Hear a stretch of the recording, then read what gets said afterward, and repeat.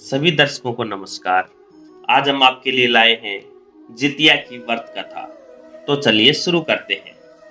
सालों पहले नर्मदा नदी के ठीक पास कंचनबटी नाम का एक नगर बसा हुआ था। वहां राजा मलयकेतु का शासन था।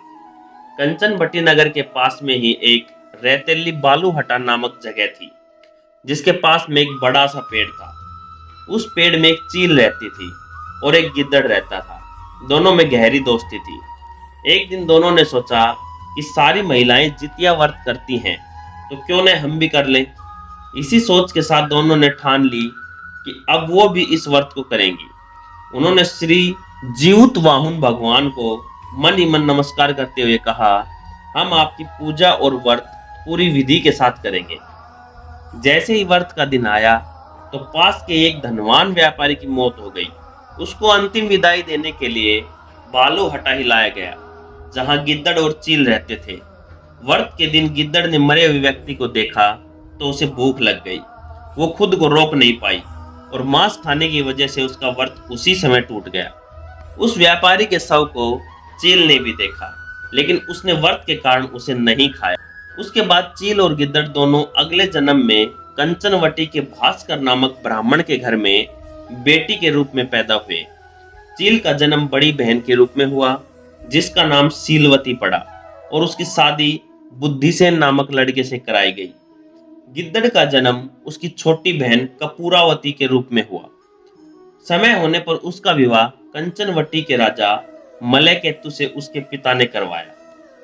भले ही कपूरावती विवाह के बाद कंचनवटी की रानी बन गई हो, लेकिन उसे बेटे का सुख नहीं मिला। उसके घर में जितने भी बच्चे जन्म लेते थे वे उसी दिन मर जाते थे। ऐसा होते होते कपूरावती काफी परेशान हो गई। इधर उसकी बड़ी बहन सीलवती को 7 बेटे हुए। जब उसके सारे बेटे बड़े हो गए तो उन्होंने महल में कार्य करना शुरू कर दिया। अपनी दीदी के बेटों को देखकर धीरे धीरे कपूरावती रानी के मन में जलन का भाव पैदा होने लगा। उसने इसी जलन की वजह से अपने पति को कहकर अपनी दीदी के सारे बेटों के सिर कटवाकर एक बर्तन में रख दिए। उन सभी 7 बर्तनों को कपूरावती ने लाल रंग के कपड़े से ढक दिया और अपनी दीदी सीलवती के पास भिजवा दिया। भगवान जीउतवाहुन ये सब देख रहे थे। उन्होंने रास्ते में ही सभी 7 भाइयों के सिर को धड़ से जोड़ा और अमृत पिलाकर जिंदा कर दिया।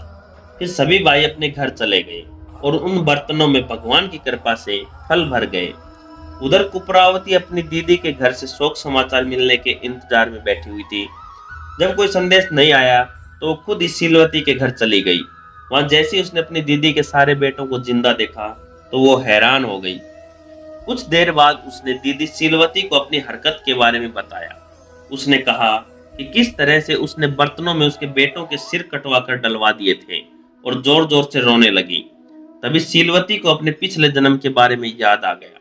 वो अपनी छोटी बहन को उसी पेड़ के पास लेकर गई जहां वो दोनों पहले रहा करती थी।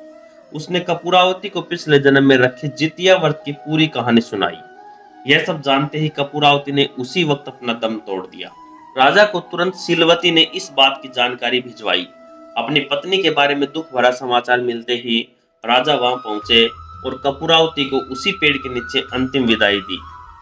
हमें इस कहानी से ये सीख मिलती है, बुरे कर्म कभी भी पीछा नहीं छोड़ते। गलत कामों की सजा को भोगना ही पड़ता है।